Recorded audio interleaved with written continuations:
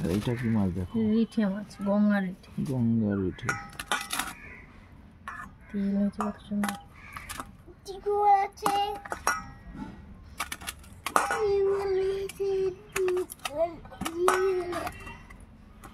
এগুলো হচ্ছে তোমার পাকাল, জিওল, চিংড়ি আর রয়না। আর এই যে এগুলো কি মাছ জানো? এটা যেন কি গুতুম মাছ নাকি যেন বলে, এগুলো মাছ একদম গঙ্গার তাজা মাছ। হ্যাঁ, আনতে আনতে মরে যেত সব। গোচি মাছ।